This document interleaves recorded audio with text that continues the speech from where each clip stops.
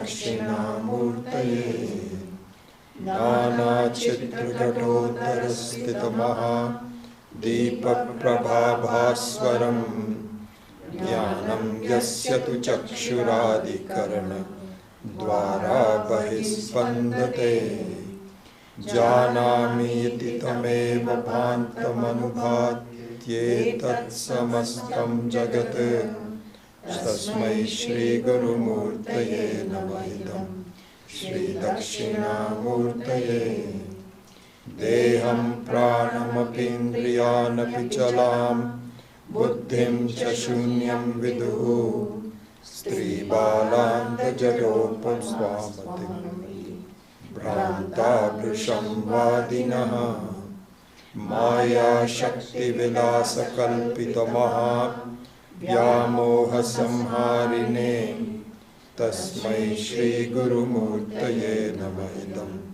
Shri Dakshinamurtaye Rahu Grasta Divankarendu Sadrisha Maya Samachadana Salmatra Karanopasamharanato Yogu Sushuptaf Puman Pragaswapsamiti prabodha samaye Yayaprityapityayate Tasmai Shri Guru Murtaye Namahidam Shri Dakshinamurtaye Balyadishu Aptijakradadishu Tatha Sarvasvavasthasvapi Vyavrittasvanuvartamanamaham Yantaspurantam sada Swatmanam prakati karoti bhajatam Yo mudraya bhadraya Tasmai Shri Guru Murtaye Namahidam Shri Dakshinamurtaye Vishwam pashyati karya karanataya Swaswami sambandhataha Shishyacharya-taya tathaiva pitra putradhyatmana bhedataha Swapne jagrati vaya esha purusho maya paribhramitaha Tasmai Shri Guru Murtaye Namahidam Shri Dakshinamurtaye Bhuram bhansya nalo niloam Marthanartho himamshupuman Ityabhati characharatmakamidam Yasyaiva murtyashtakam Nanyat kinchina vidyate vimrishatam Yasmat parasmat vibhoho Tasmai Shri Guru Murtaye Namahidam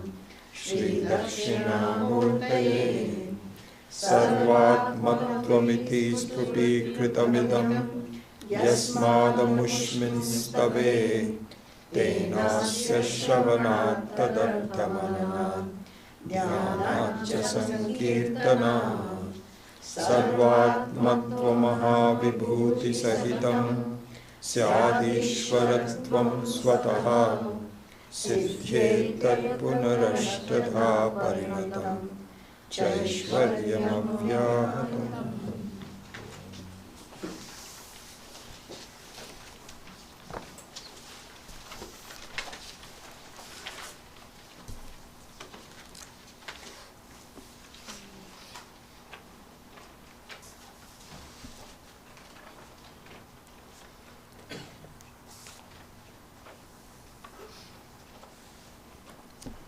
So as we saw before, these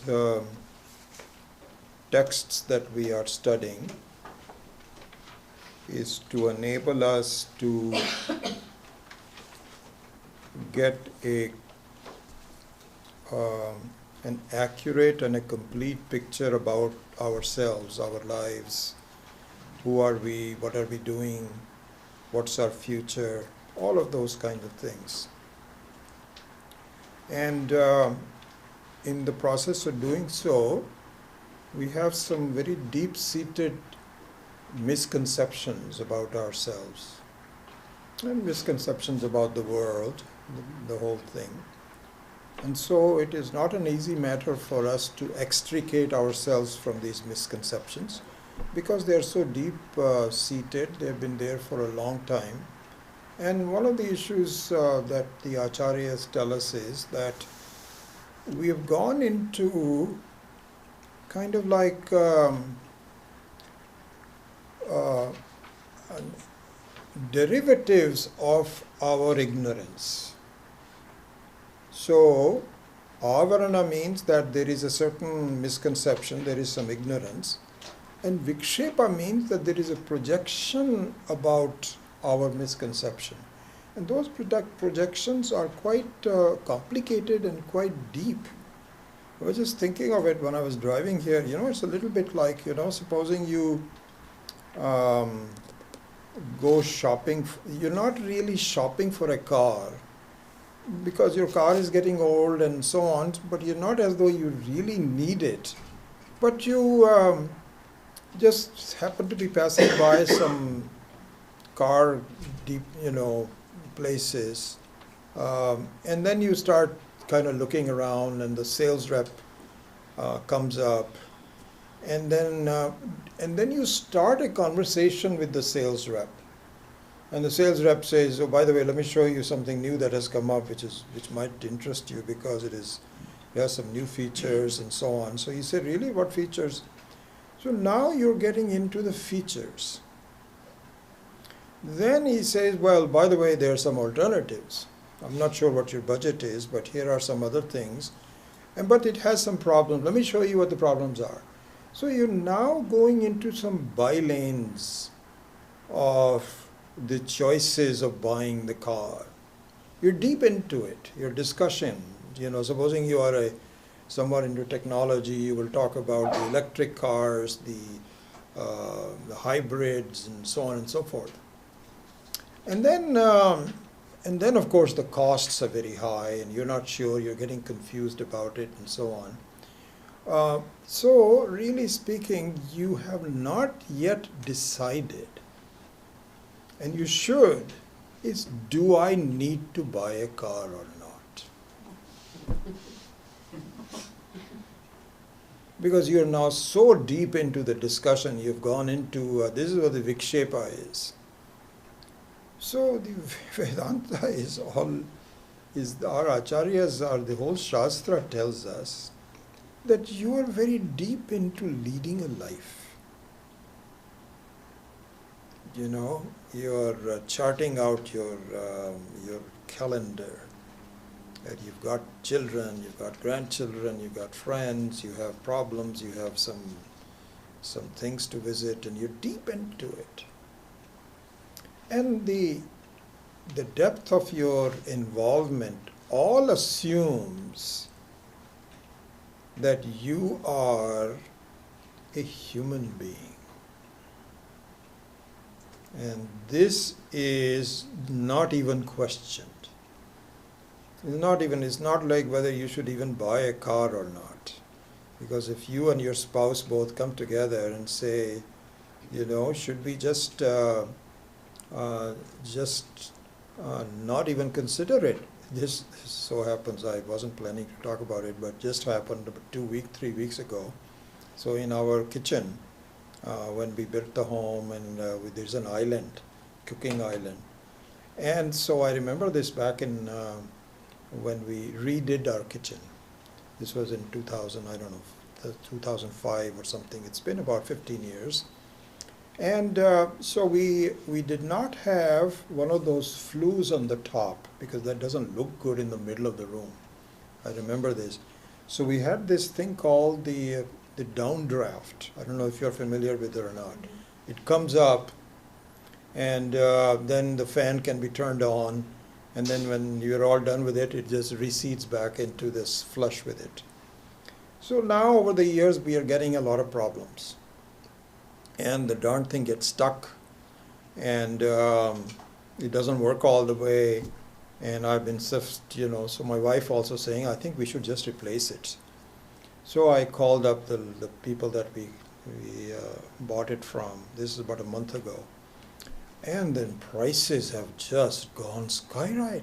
I remember paying $500 for it, But now with just the cost of the product was about $2,500. So all of a sudden, I haven't even told my wife this because she will immediately say no. But I said, let me look into that. So I said, finally, let's look into it. And I was thinking of getting someone to come and install it. Now the problem started. This happened about 4 days ago. The guys came in and said, sir, the new ones are now 6 inches wider. So now what you have to do is you have to redo the plumbing. And then you have to shorten your pull-up drawers. And so we have some pans and pots and pans. So I know what Pummy will say. If I have to say, she would absolutely say no. And then the fellow said, I can't even give you the estimate because it is very complicated. I said, you know what, this will be over $3,000 for sure. And I said, I think we're going to live with it. Because now we got into so many complexities of it and so on. So finally I said no. So I'm having a repairman coming in on Friday to see if he can fix it. If he doesn't fix it, I think we'll live with it. It's okay, no big problem. So, our life is also like that. We don't pause to think, what is it that is causing my problems? This is what Vedanta is saying. You're so deep into executing your life's complexities. And go ahead and do that. You cannot withdraw it anyway. You're deep into it. But at the same time, think about it, that whether I am a jiva or not. And that is not an easy thing to question. That's why in the Vedanta it says, please understand that just by reading a book, you are not going to extricate yourself from this mess. Because we all feel that, if I can just get some good books and I don't need to attend classes and so on and so forth. The question is, it doesn't happen. Why? Because when you're reading a book, you are absolutely certain that I am a jiva. Because the jiva is the one that is reading the book. So that part is not even talked about at all. Only in the live classroom there is a possibility, and here also it is very difficult, not easy to do. There is a possibility that I can look straight into your face without trying to sell you anything, with no agendas and so on, and say, there is something false about your own ahankara. Even that is to be questioned. And then you might look into that. But otherwise there is no chance. So the entire text is all involved in giving you a true picture as to why you made a complete mistake about who you are, what you're doing, what your future is. Complete mistake. Listen to me, acharyas say. And that whole picture is painted. And in this case, we are very fortunate that just in 10 verses that are very crammed together and it is kind of like this is not diluted, it's concentrated. And it is really meant for people who have really done a lot, and then they can see the potency can be tolerated. But fortunately, we have a lot of commentary on it that helps us with it. But anyway, the objective of this whole reading the book and discussing it and so on is to really throw out your preconceived ideas about yourself and listen to what the Shastra has to say. And then will come absorption, but until that the listening is done, you will not get out of this rut that I am just a jiva. The moment you say I am just a human being, now what? It's just like saying I've already decided to buy a car. The only question is what color and how much price and what features. Whether you want to even buy a car is not sure yet. Whether you are even a jiva or not. So this is what the objectives of these verses are. So this is a very good one. Interestingly, the discussion that we are going to do today is a very interesting one. So here it says that Atma Moola Karanam. Moola Karanam. So which Atma is the Moola Karanam? It is the original cause of the Srishti.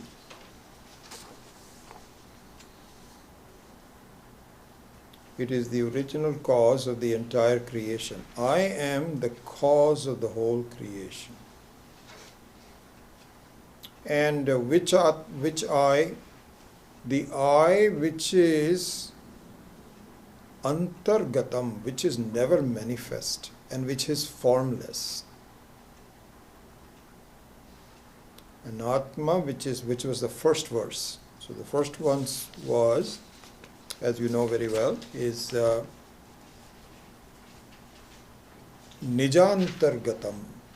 Vishwam Darpana Dischamana Nagarit Nijantargatam. That Atma which is formless. Swatmanam eva advayam. So advayam here means one which is devoid of any duality, any multiplicity. That Atma is the Moola Karanam. And that Atma is a Moola Karanam itself now presents some... My mind is stopped. I cannot go any further than that. It's like saying that the Akasha is the cause of the whole creation. The entire creation is really made out of Akasha, which it is, by the way. This is another very interesting thing. So, out of the Pancha Mahabhutas, Akasha, Vayu, Tejaha, Apaha, and Prithvi. So, Prithvi means solid. So, all these 5 Pancha Mahabhutas are generating, one is generating the other one is generating the third one is generating the fourth one. So believe it or not, this itself is an amazing thing. That really speaking, the Prithvi is nothing but the basic molecules of Apaha, of Jalam, of water. It's a solidified water. And water is nothing but the solidified fire. And the fire is nothing but a solidified air. And air is nothing but the solidified Akasha. It is very hard for me to understand. But it is a fact. Akasha itself has so many forces. All the gravitational forces with it. And so on. It has so much. It has the ability to communicate electromagnetic waves, sound waves. It has a lot in it. Not the Akasha that we see it to be.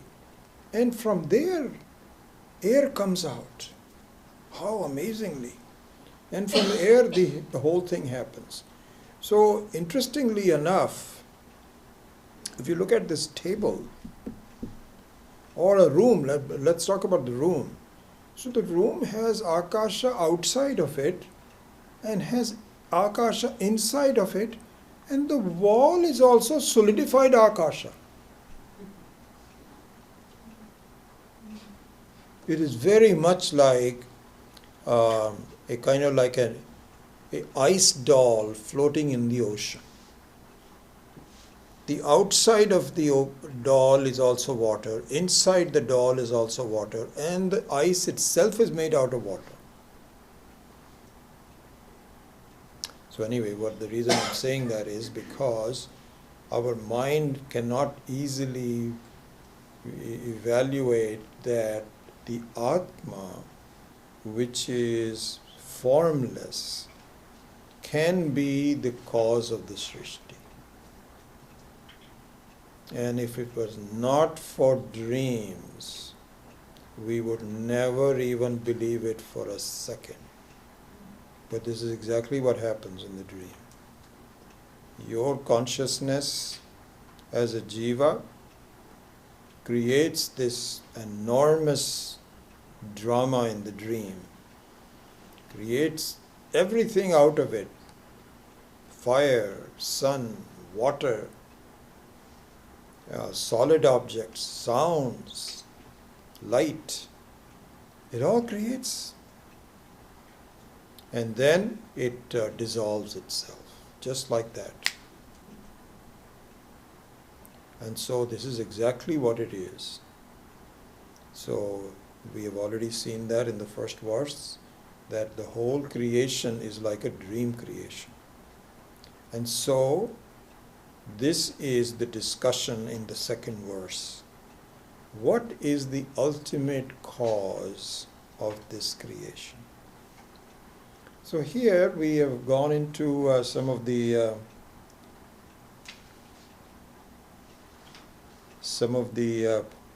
schools of thought, and they all say this is baloney. What are you talking about? How can this formless Atma can create all this Srishti?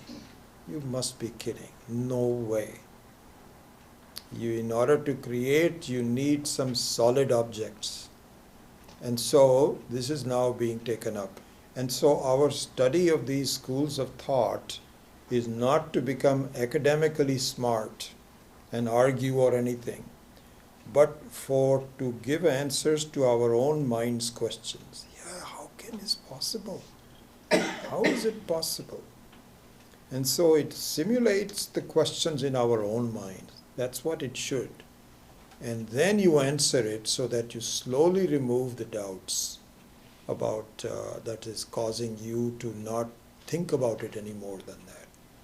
So with that as the backdrop, let's look at the very first question that comes up, and that is given in the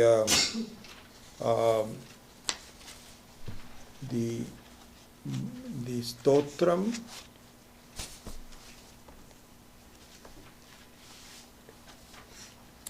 So this is given in the commentary of the second verse. So chapter 2 and of the Bijasyanta Rivankuro. So when I mentioned there M verse 1 and 2, so this is from the commentary, verses number 1 and 2. So in the first two verses, the question is Paramanu Karanavada. So this is the viewpoint of the Vaisheshika. And as I mentioned to you, there are some small difference between Vaisheshikas and Naiyayikas. So they are conceptual cousins. They think very close to each other. And I think Swami Maheshananji has pointed out, which I said last time, that you don't see that many adherents of Vaisheshikas. Most of them that you see now are Naiyayikas. But the crux of their argument is all based on the Srishti consisting of particles. They are particle vadas. When you say Paramanu, Anu means very small, and Paramanu means extremely small, smallest than the smallest. And the Paramanus can create the whole. You need particles. The whole world consists of particles. And the particles are fully capable of interconnecting and coming up with all the varieties of things that there are there. And And so Ishvara doesn't have to do anything. Ishvara may have to just regulate them. So the Ishvara is what is called the Nimitta Karanam. So Nimitta Karanam means like a pot maker. So the pot maker means that you already have the laws of the clay already set. What are the laws of clay? That you cannot make a clay pot when it is very dry. You have to mix some water with it. If you mix some water, then they kind of cling to each other and you become malleable. And then you can make, those kinds of laws.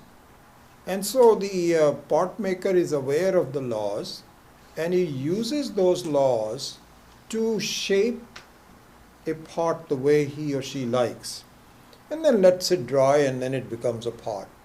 But the pot has its own chemistry of interconnection, of getting wet, and how it can be how malleable it is, and so on and so forth.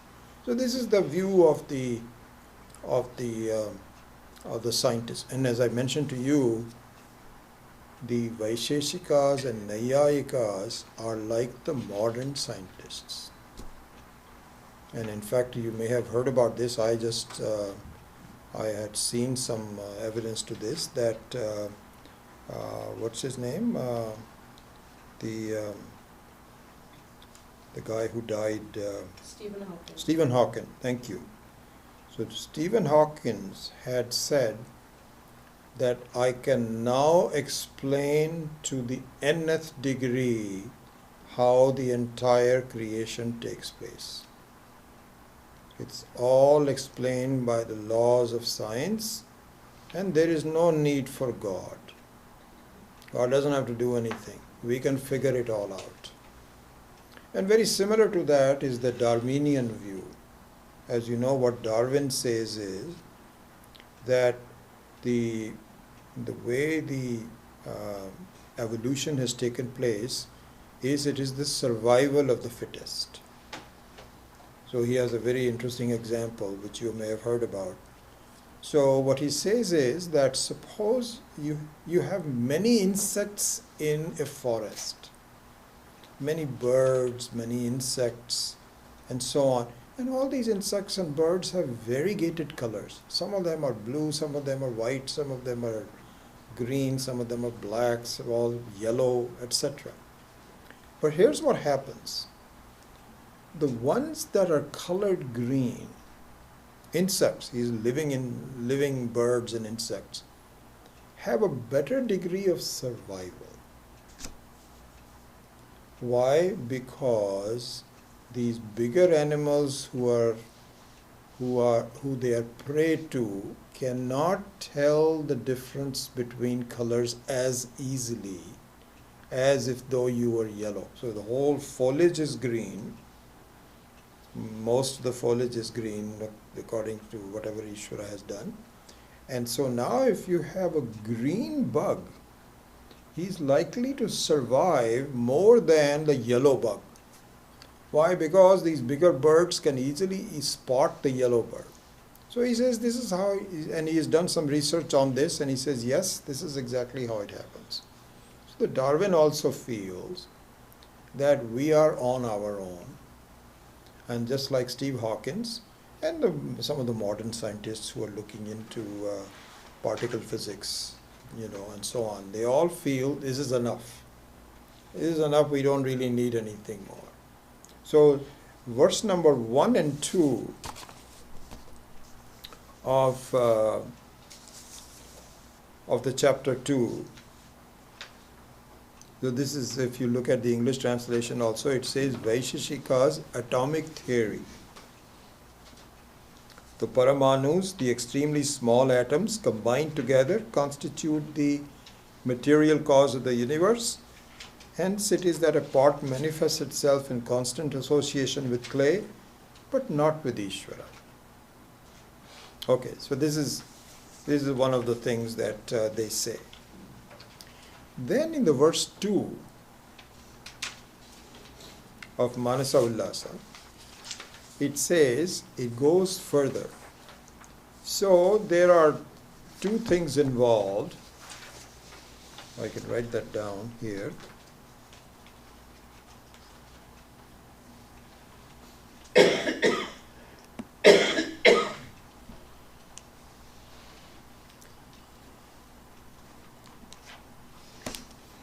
Okay.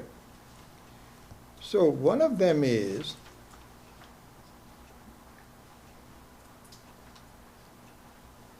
I am not very familiar with how to get these things out. You want to erase it? I want to take out this. I don't need. No, you have to go to the pen. Maybe it right? doesn't matter. Let's just. We have a smaller space. Got to figure out how to eliminate this. Oh, there we go. Oh. So the verse 1 of the Manasa Ullasa deals with particles.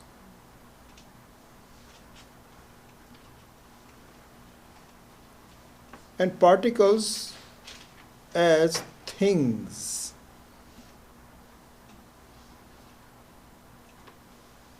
And the Vaisheshikas and Naiyayikas deal with the things they're called dravya. So dravya means an object. So there is a certain way of dealing with all. Then sometimes later I think we can look into all the details of it. But I'm just giving you the broad outline. So verse number 1 talks about dravya. Verse 2 talks about their qualities of the things. So this is what is called guna.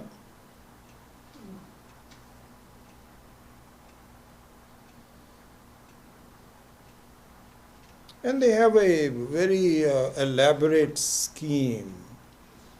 They use terminology like, I'll just give you some, I'm not explaining this, called samavaya.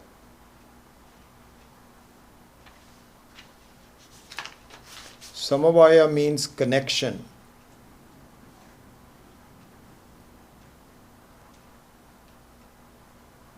So, for instance, a clay and a pot has a samvaya sambandha.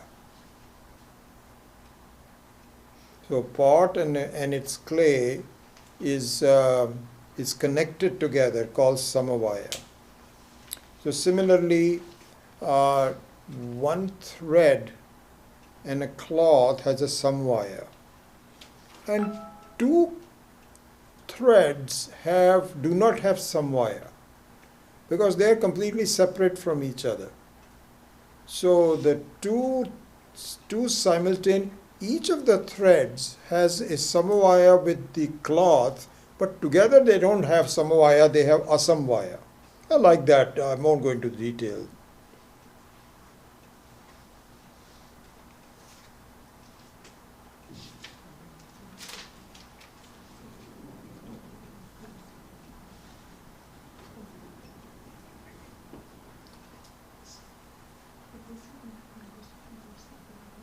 So they say that. So they have samavaya. Then they say that just like dravyas on verse number 1, the dravyas can connect together, the gunas can also have a connection. And they give a very nice example. They say, for instance, that supposing you have threads of a single color,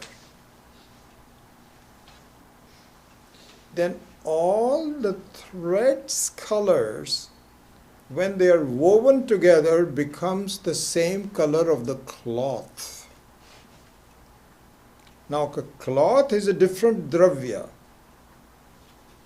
but the gunas of the threads can be connected to the gunas of the cloth.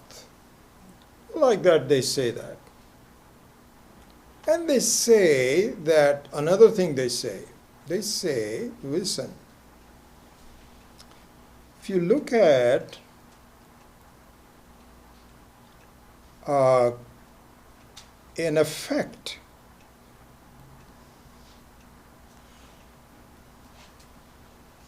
called karya, which is generated from a cause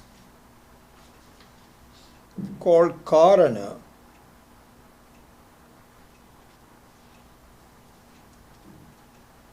then the karana must be present in the karya. Must be present in the karya. Okay? And they may have some changed forms, that's okay, but it must have some presence of the karana. Right? And so there has to be that. Then they say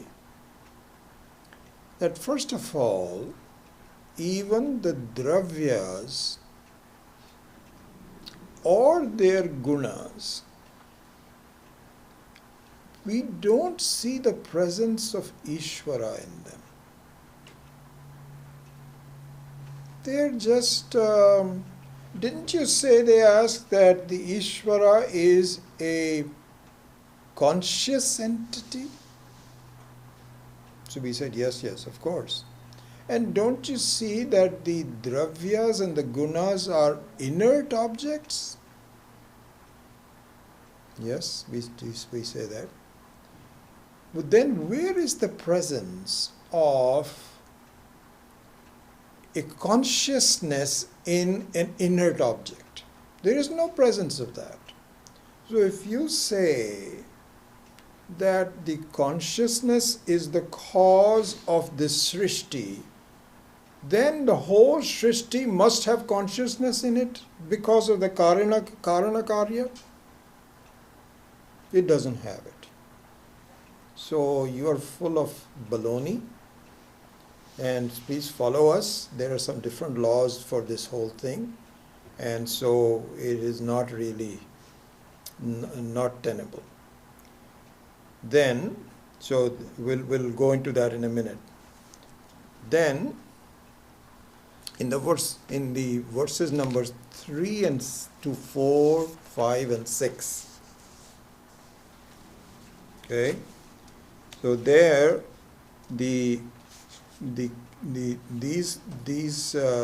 facts about their own theories are further elaborated, and I won't go into them. I just want to give you a conceptual idea about all this. Okay, so they talk about the Samavaya Karanam.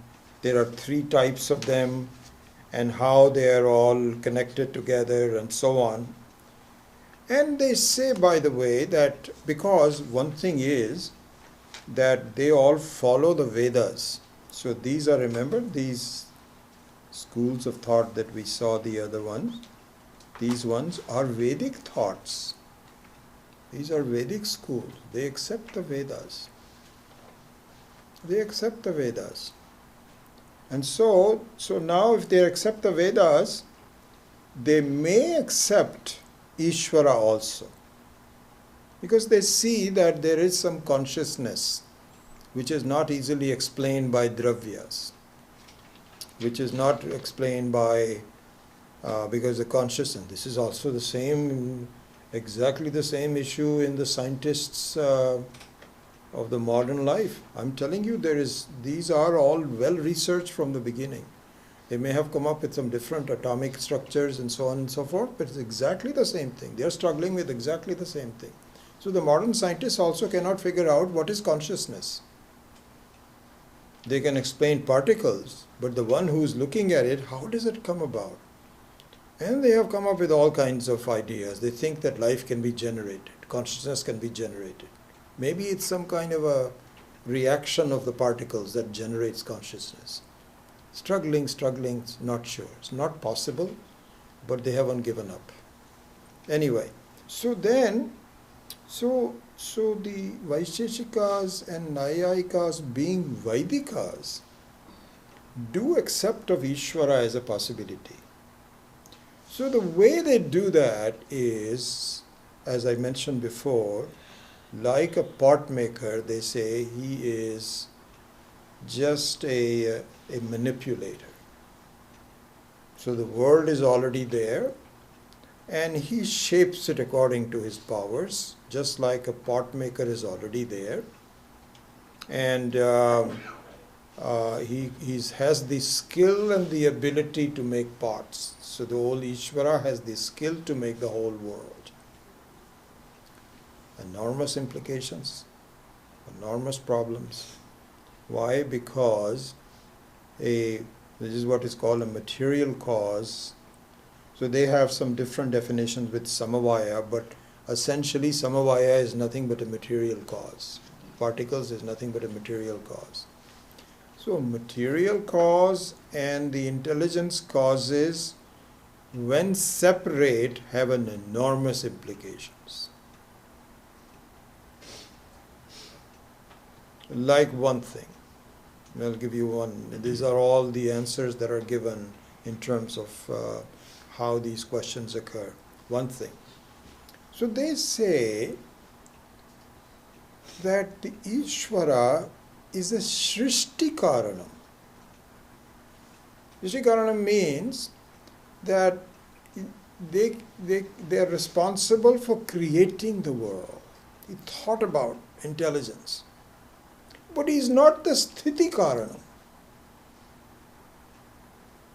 Sthiti Karanam means, see, now you can see the problems. So in the case of a pot and a pot maker, the pot maker has the intelligence to create the pot, but he's not responsible for keeping the pot intact. He can leave, and they do. We'll have a tremendous problem if every time you have to buy a pot, you have to buy a pot maker along with it. No, he's gone. You don't even know. And so they all look upon Ishvara as being completely separate. That there is a material, and Ishvara makes it and then disappears. And by the way, I would say that this view, the Vaisheshika's view, Naiyayikas' view, is shared by most of the other non-Vaidika schools of thought. Same thing. They also feel, they all accept Ishvara as a Nimitta Karanam. But Advaita Vedanta is the only one which says no.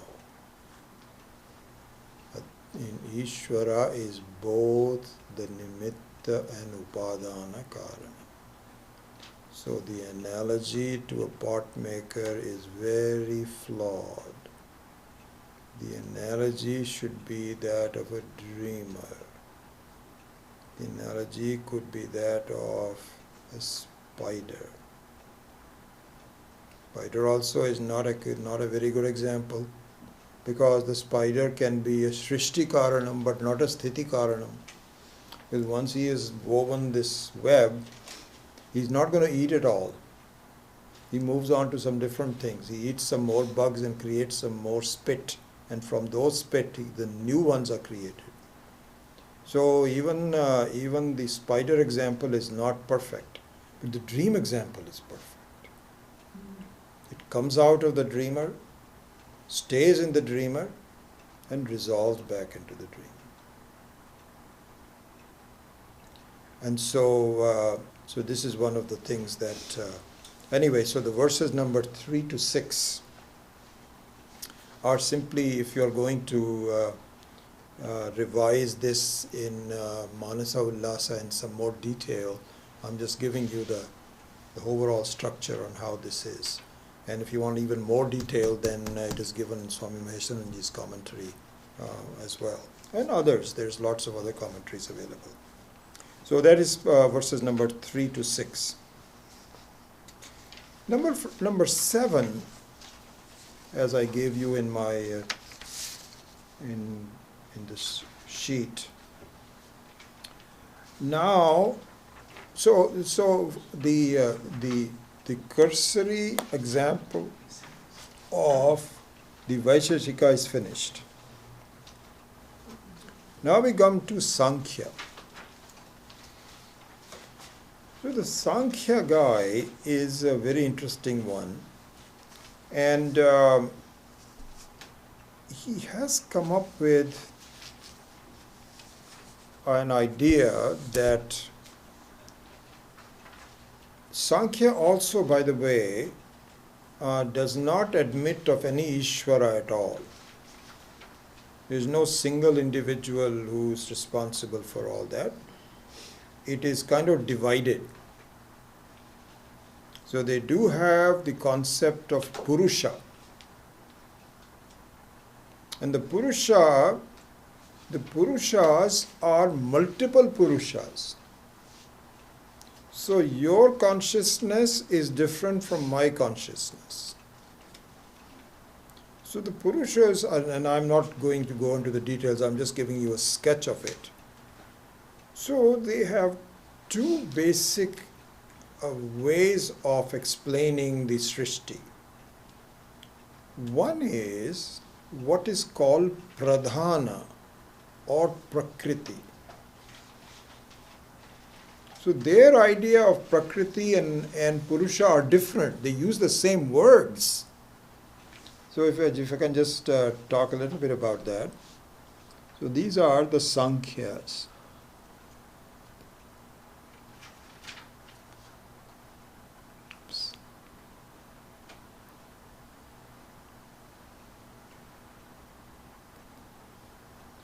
So they have a division between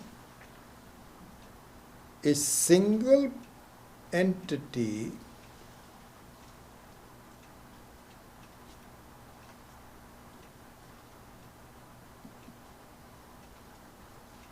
called Pradhana,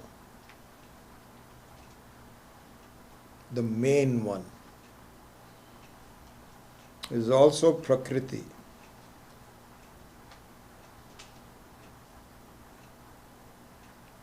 And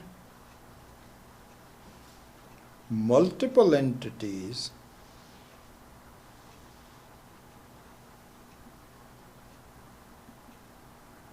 multiple conscious entities. So single, you can say, inert entity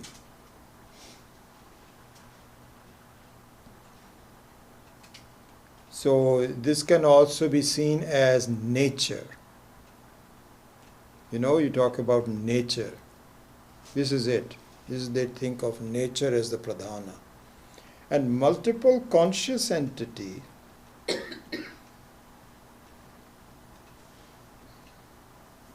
called Purushas. So we are multiple Purushas, each dealing with the same nature. Makes sense? This is exactly how we think also, that we are all dealing with the same set of laws. And they go into great detail about the laws of the pradhanas. So here we see sattva gunas,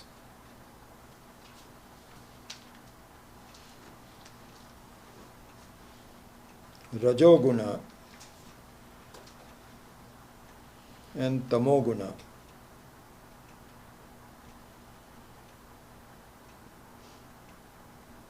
The detail is enormous and to a large extent accurate. So the Advaita Vedanta has no problems with it. Whatever their sketching of the Prakriti is accurate. A lot of research has gone into it and so on and so forth. So a lot of our gunas that we have even in Bhagavad Gita, and not only that, in our life also. So basically, as you know, the three are that the Rajoguna represents energy and motion. initiatives, thinking, desire. I got to do this, let's do something. This is all due to Rajoguna. And Tamoguna is just the opposite. It means not, just silence and just darkness, like nighttime. There's no energy in the nighttime. There's no desire at nighttime. And also non-understanding, and so on. Then the Sattva Guna is the guna for vidya, for understanding, and also sukham, in having happiness. There is some happiness from Rajoguna also. Like, for example, when you win $1 million. My gosh, I just saw an old friend of mine that I have not seen for so many years. He was telling me he bought a $10 ticket and he got $1 million out of it.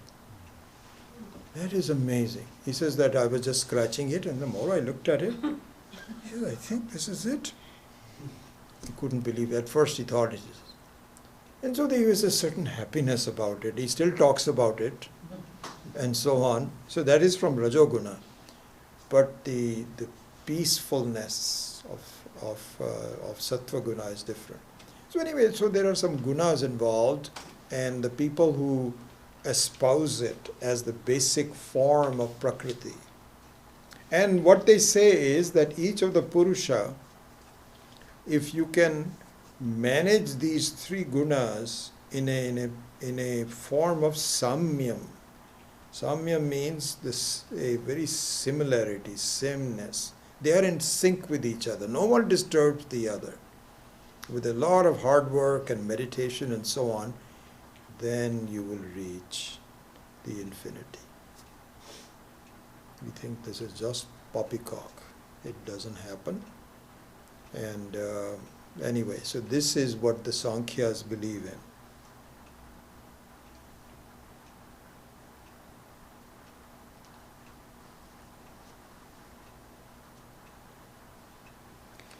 So now, one thing to so this is given in verses Manasa Ullasa verses 9, 10, and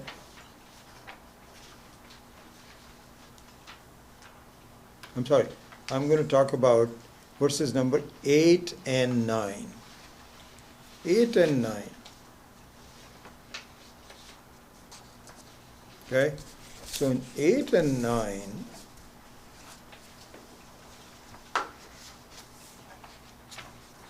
the Sankhya view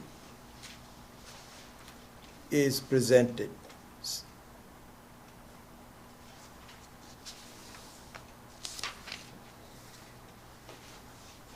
No, I'm sorry again. 7 and 8. 7 and 8. Matadvaya Dushanaya Avataranam. 7 and 8. Okay? So then, after 7 and 8, so this is the introduction to the second verse of the Dakshinamurthi Stotram. Then, the second verse of the Dakshinamurthi Stotram is given, keeping in view these objections that cannot stand on their own legs.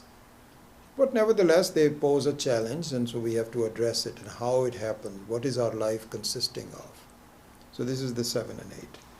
So here, one thing to be kept in mind, an important point, perhaps one of the most important things here, is remember the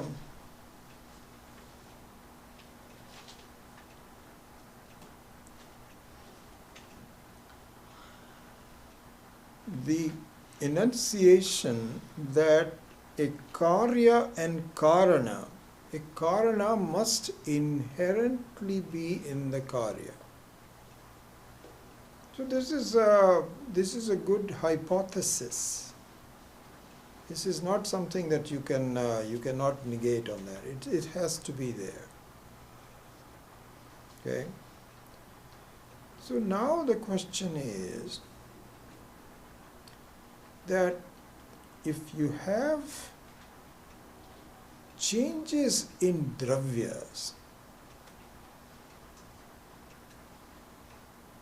like for instance changing a milk to a yogurt.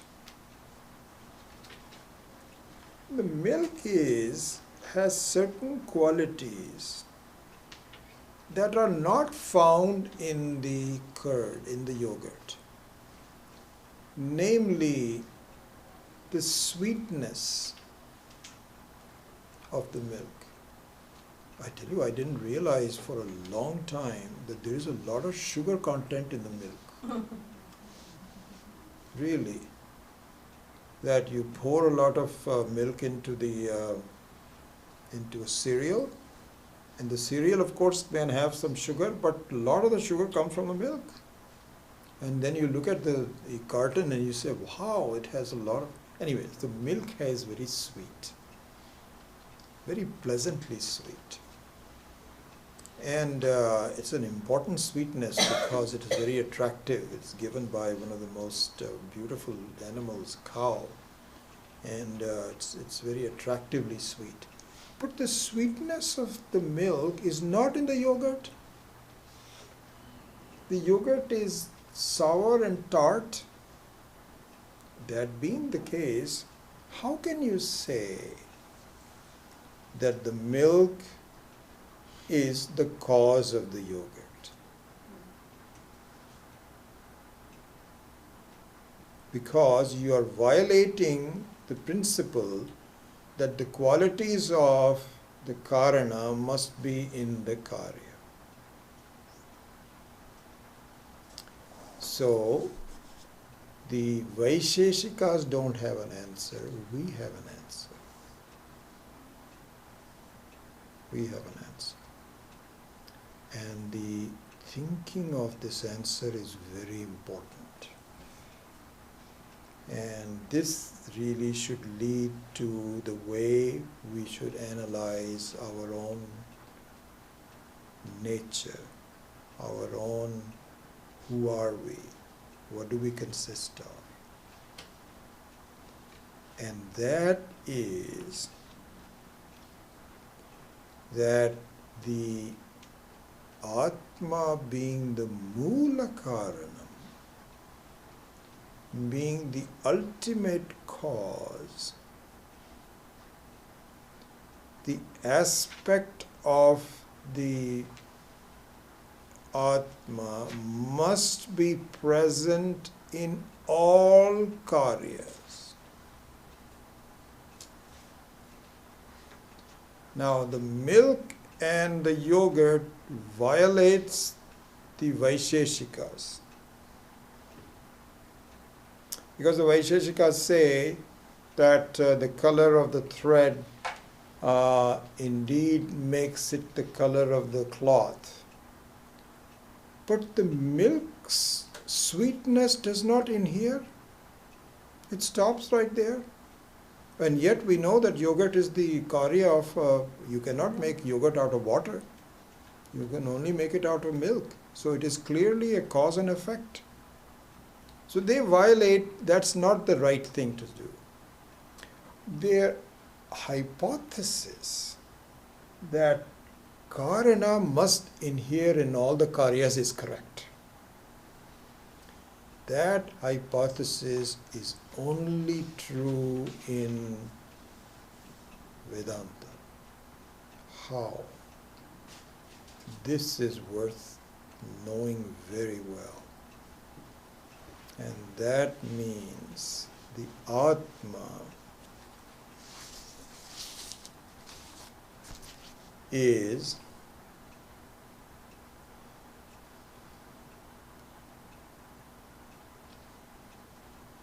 Atma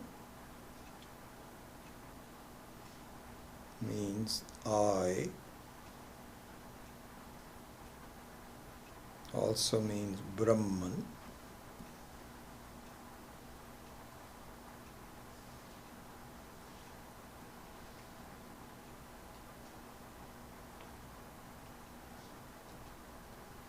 Only one.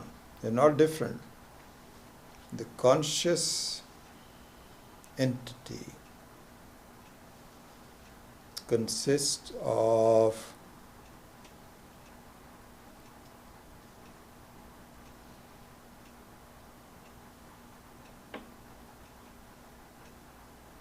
let's just stop here. Consists of course, you can go further.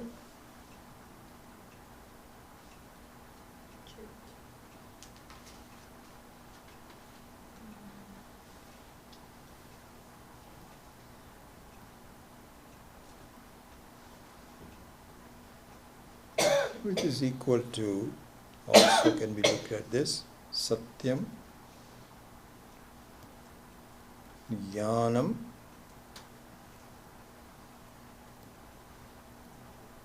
Anantam.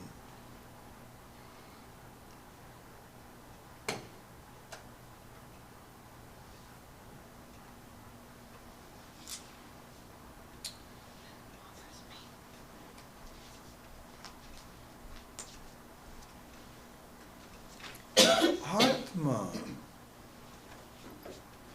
the Moola Karanam, consists meaning that it's not as though they're parts of it, but the Swarupa of the Atma has three aspects to it. Satyam, Jnanam and Anantam, as we have been studying. Satchidananda. And this Karana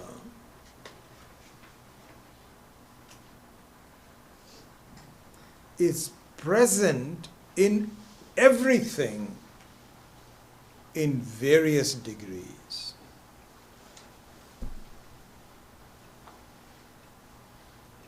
So that means no matter what the krama is, what the sequence is. So for instance, really speaking, if you were to start backwards from yogurt, so yogurt is the ultimate karya. Let's look at that for a minute.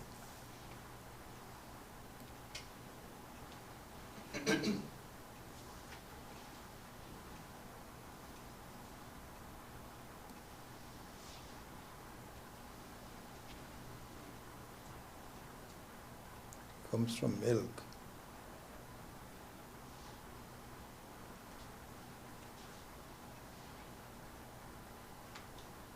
It comes from a cow.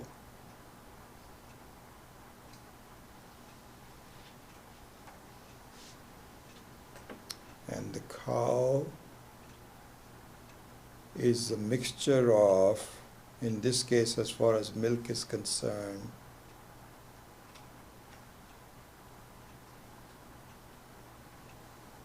a conscious entity, a living entity, and grass.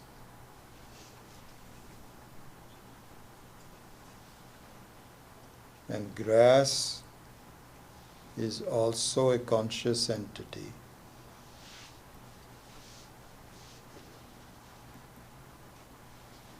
That comes from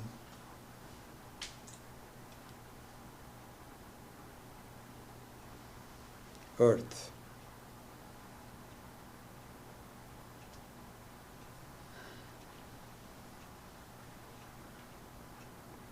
And none of the gunas of this chain of karanas is present in the final karyas.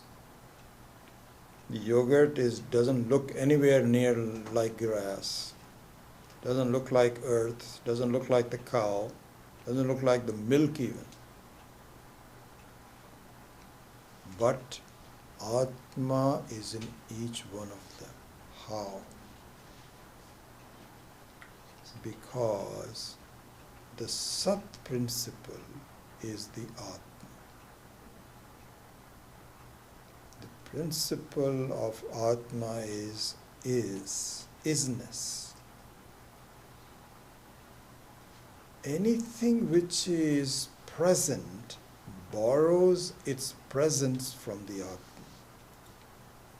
So the Atma is in earth, Atma is in the grass, Atma is in the cow, Atma is in the milk, Atma is in the yogurt. Exactly the same isness is there. And all that these objects add is Namarupa. Only Namarupa, just forms. Milk is a particular Namarupa, guna, if you want to add guna to it. Cow has a different Namarupa. They are different Namarupa. But the Dravya, the only solid Dravya, Namarupas don't have solidity. They only have a certain description and form. But the only solid Dravya is Atma.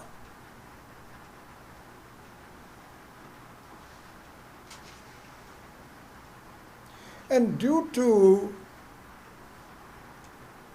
so this is just like, for example, that the only thing that is common between all the forms of an ocean, whether it is ice or it's a huge wave or it is foam, it all consists of water alone.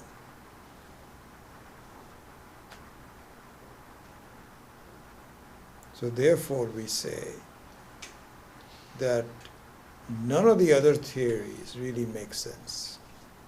You are right that the Karana must be there, but the way that Atma is present is through Sat Chit and Ananda.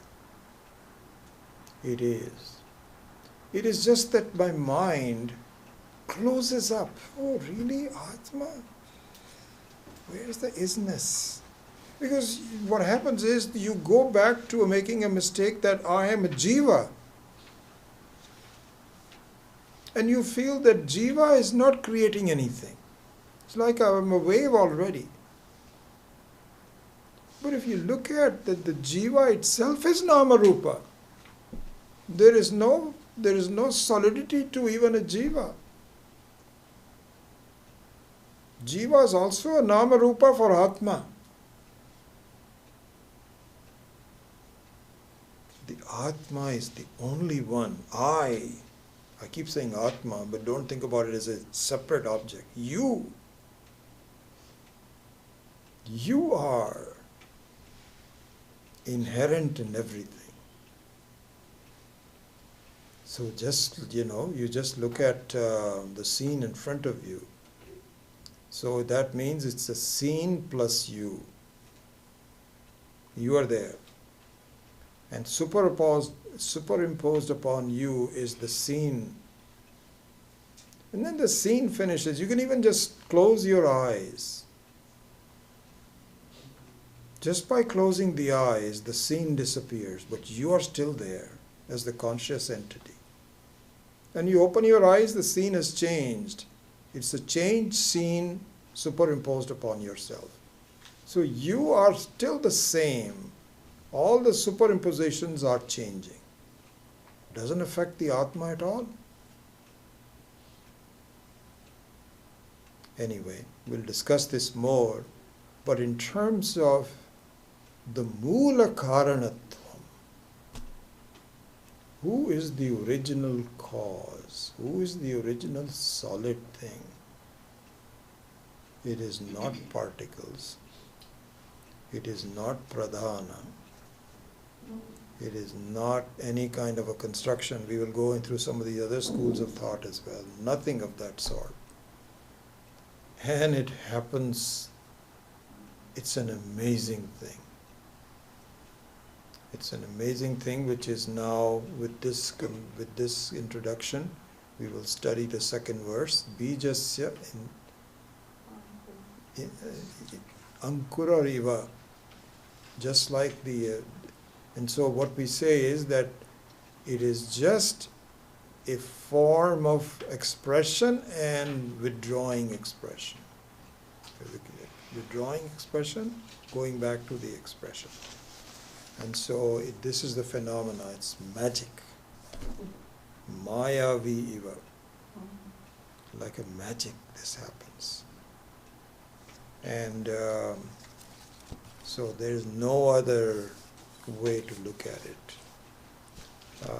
This alone really answers all the questions. And so Atma is the Moola Karan. That is the main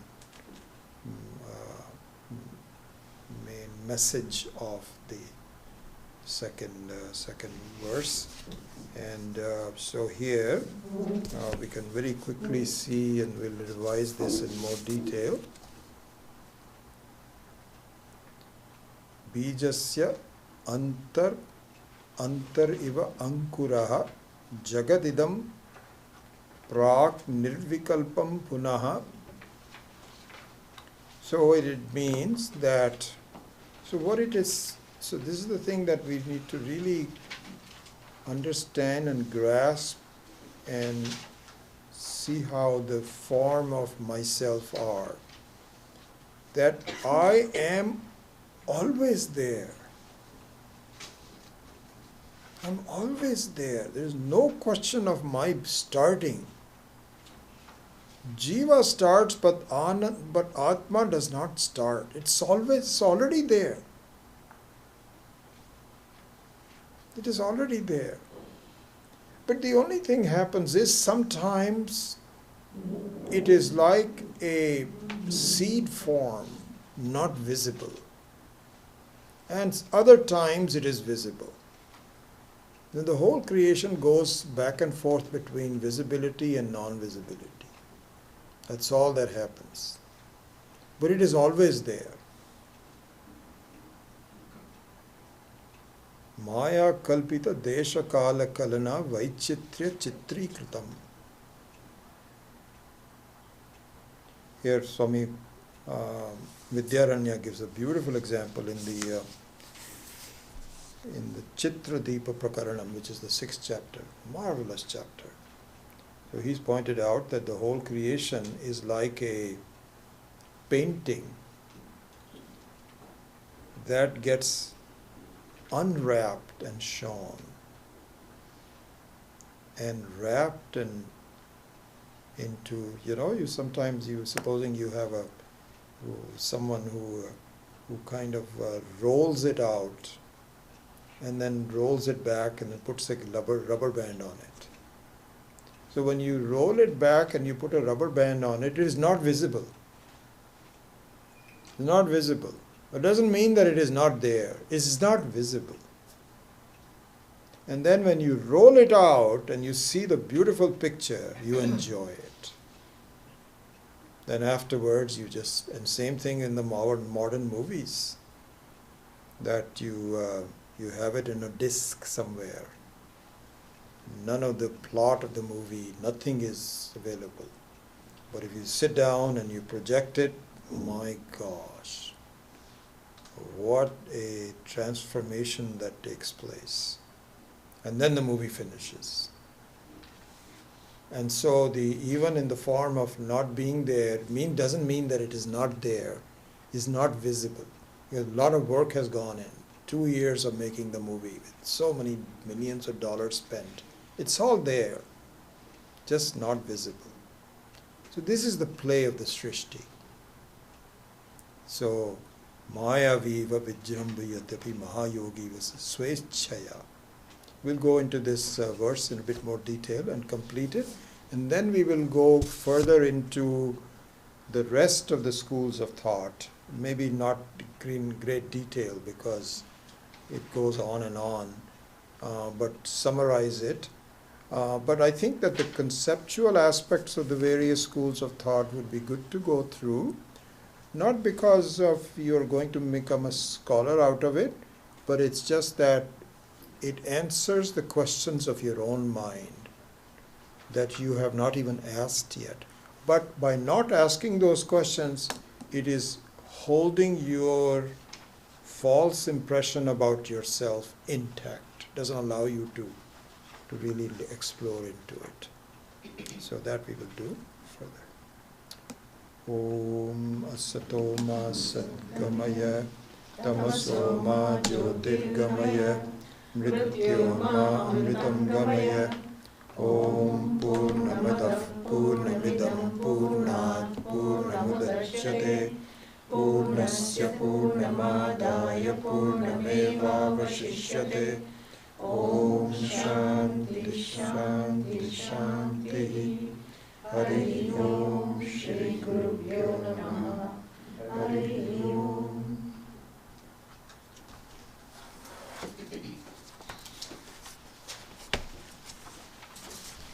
We were talking about creating life. There was an experiment they did create that sheep, you know. They created life. The scientific experiment. They created what, sorry?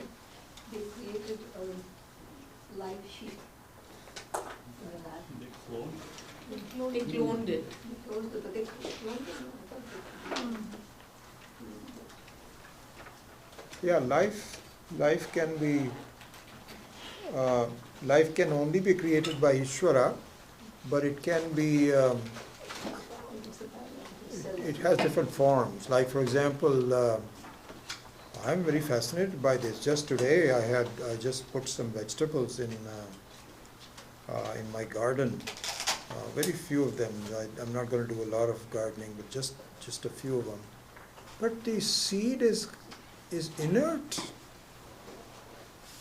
There's nothing in it. It's been there for, I don't know if those seeds are still good. I put some seeds of methi. So these methi seeds are completely inert, but there's life in them. It just needs some water and so on and so forth. Fascinating. Fascinating how the plant life doesn't need much. You cannot keep a dry human embryo like this. But in the case of a plant, the life can be apparently inert. I was just looking at it and says, wow, that will be amazing.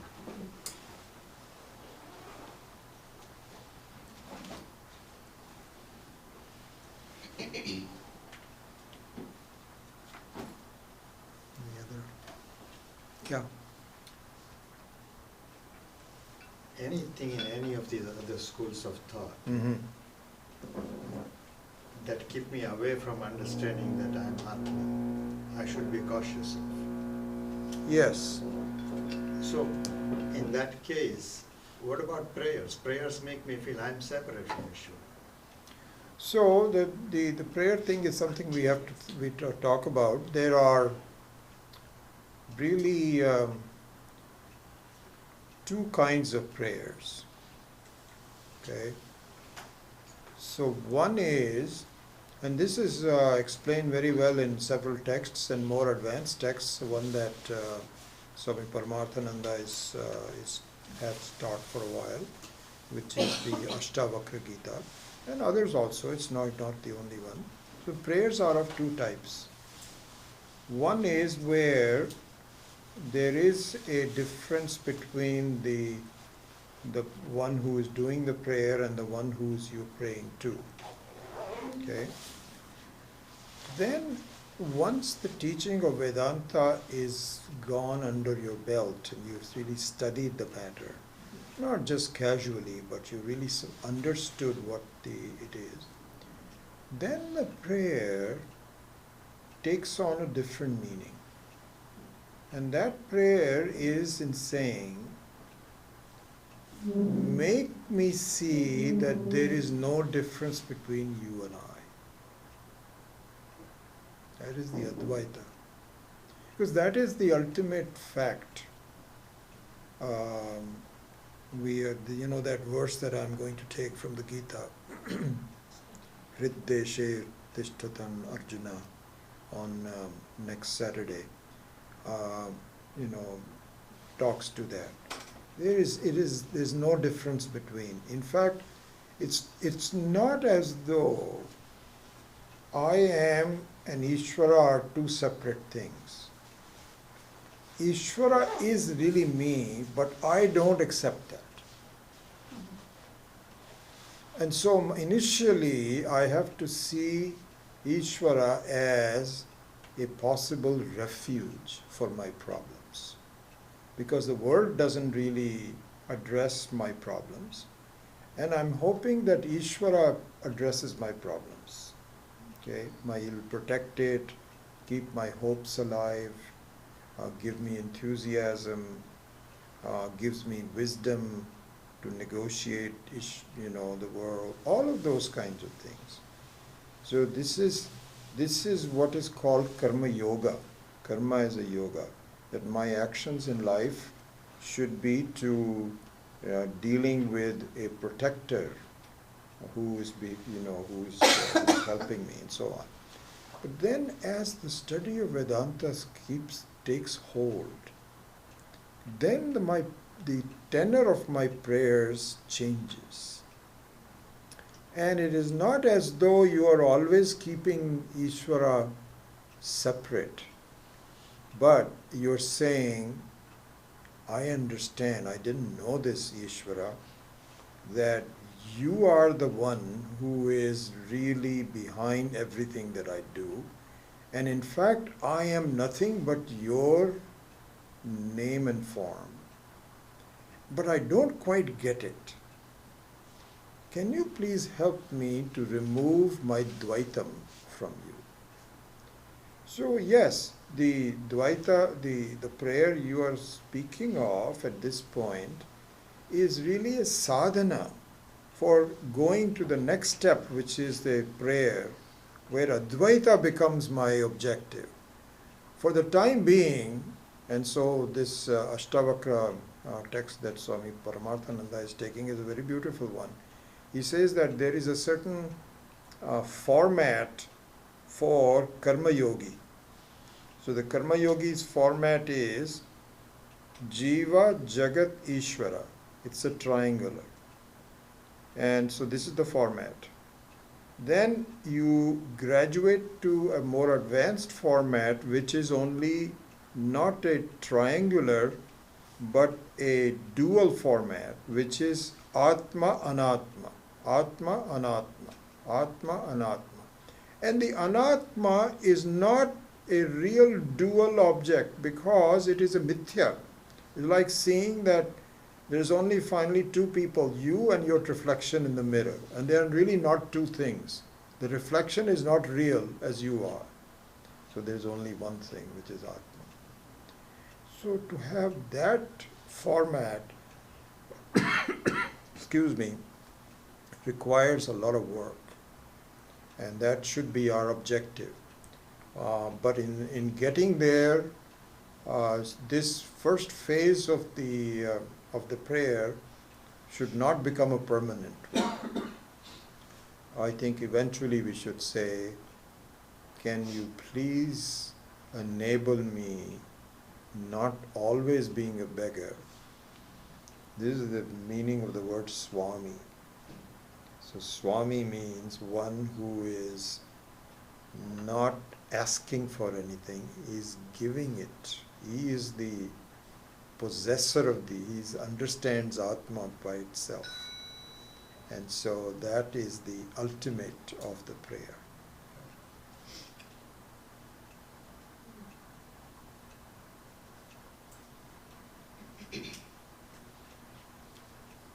Okay, thank you all. So we will see you next Tuesday.